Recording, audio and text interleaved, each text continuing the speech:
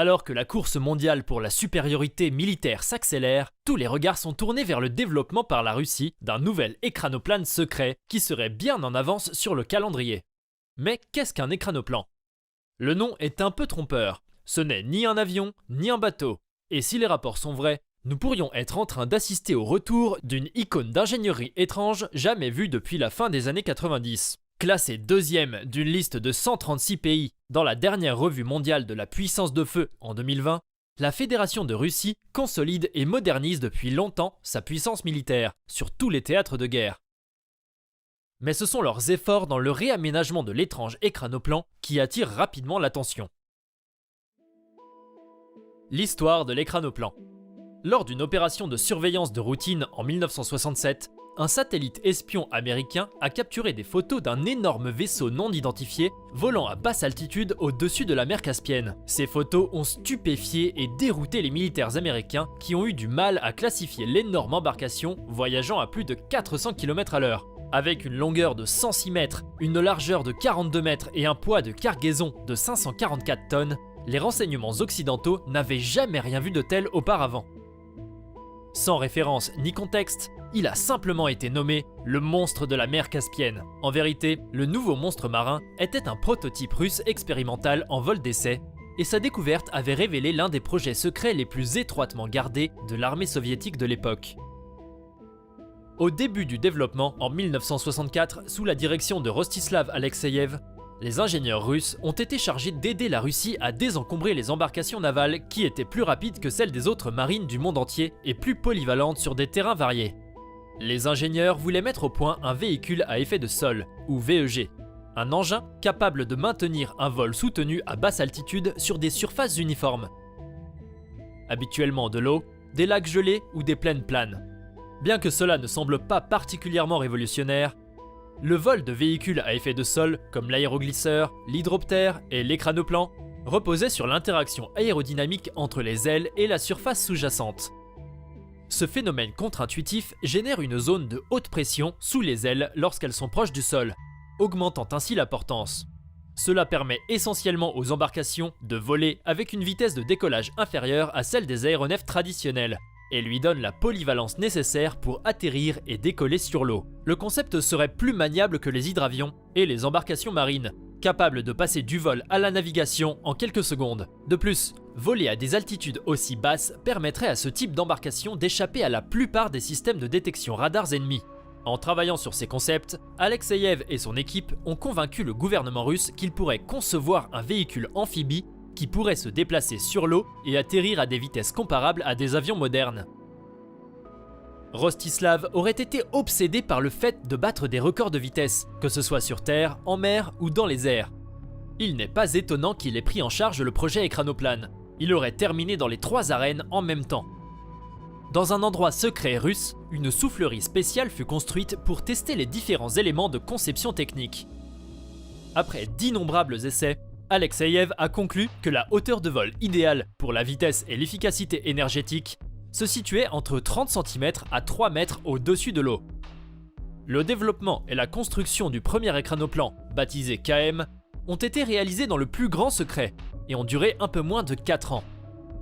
En fait, KM était tellement confidentiel que pour le premier test en vol, qui a été effectué dans la mer Caspienne en 1966, l'écranoplan a été divisé en composants plus petits et transportés séparément.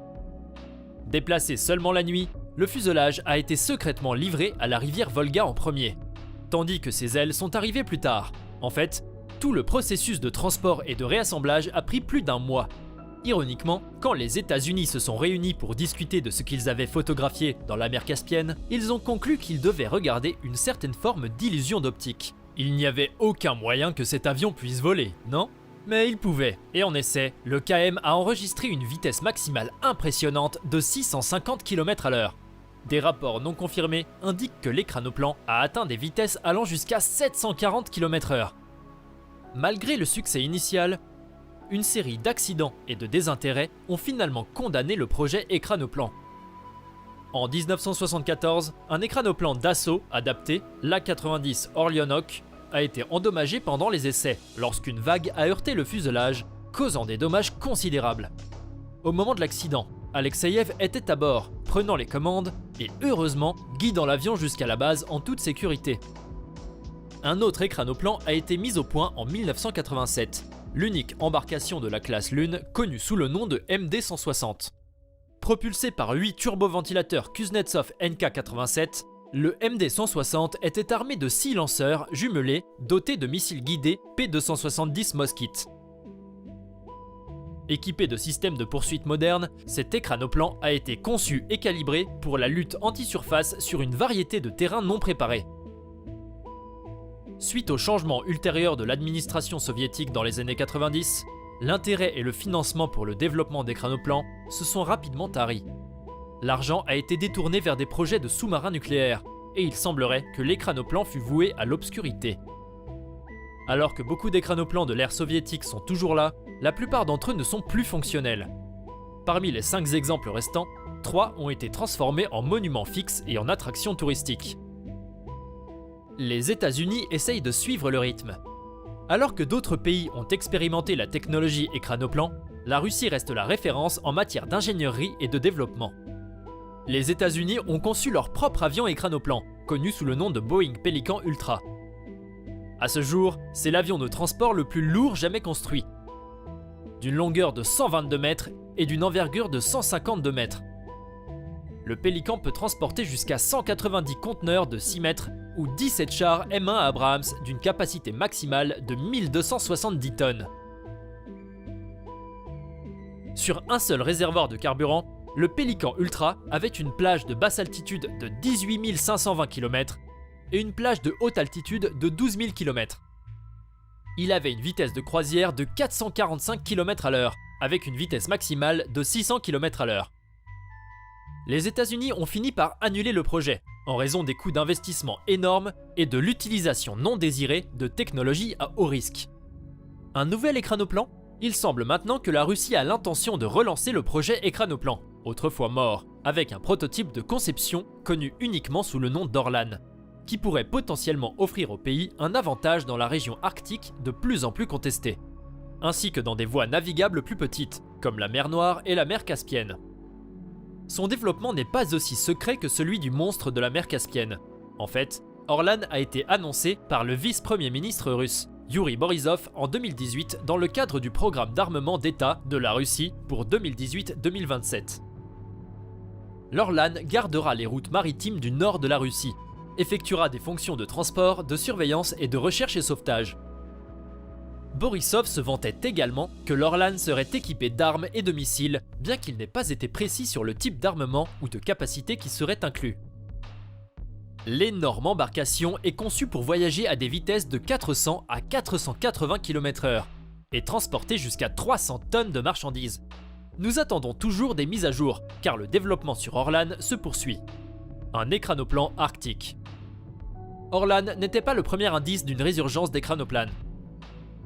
En 2017, la Russie a aussi sorti un petit bateau à effet de sol appelé Tchaka A-50, ou Mouette.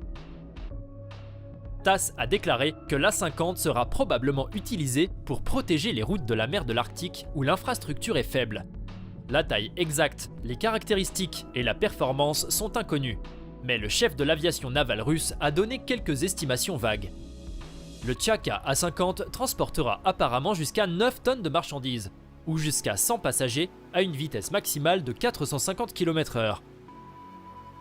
Comme son cousin écranoplan, il peut fonctionner au-dessus de l'eau, de la glace et même des affleurements rocheux plats.